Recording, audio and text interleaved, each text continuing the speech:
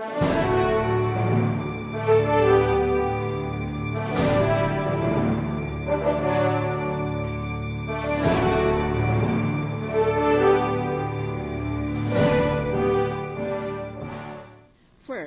let me begin with Article 2 of the Articles of Impeachment. I will read it verbatim. Respondent committed culpable violation of the Constitution and or betrayed the public trust when he failed to disclose, I repeat, when he failed to disclose to the public his statement of assets, liabilities, and net worth as required under Section 17, Article 11 of the 1987 Constitution. Notice that this heading under the Articles of Impeachment only uses the phrase failed to disclose. If we had disclosed and we are going to apply this article literally and very strictly, then there is no more case, because it turns out now that he disclosed his statement of assets and liabilities as provided by law, as I shall explain later. So in my view, Article 2 is suffering from at least incompetence in phraseology, because if we were to apply it strictly, if there is evidence, and evidence has been shown in this court, that defendant failed to disclose, meaning to say, failed to show his statement or make his statement of assets, liabilities, and net worth unavailable or inaccessible to the public, then he would have committed an impeachable offense. But if he already took steps to do otherwise, then the whole case falls. What I'm saying is that Article 2 should have said when he failed to disclose and he failed to declare, because declare and disclose are two separate things.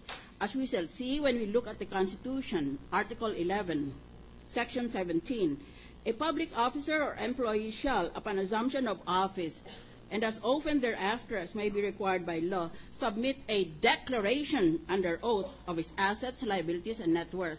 Notice, therefore, that the first requirement by the Constitution is to file a declaration. You declare what your assets and liabilities are. And then, in the closing sentence, the Constitution says, the declaration shall be disclosed to the public in the manner provided by law. This is the second requirement, the requirement that it should be disclosed. There are therefore two requirements. First, that he declared. Second, that he disclosed. It appears now that the Chief Justice both declared and disclosed, so the case is closed.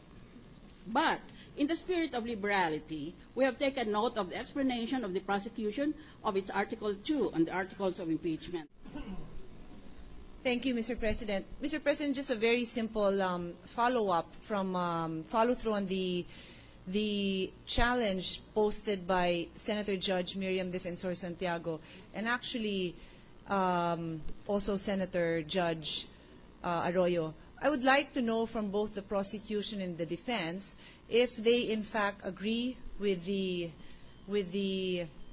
challenge posted by Senator Miriam Defensor Santiago. In other words, I think it's very straightforward, and can we simplify this? Because I saw the prosecution nodding, and if in fact you will agree with Senator Judge Santiago that in fact what you will simply prove is that there was intent to commit a dishonest act consistent with the Supreme Court ruling on Plato, then we are properly guided, because I saw you nodding.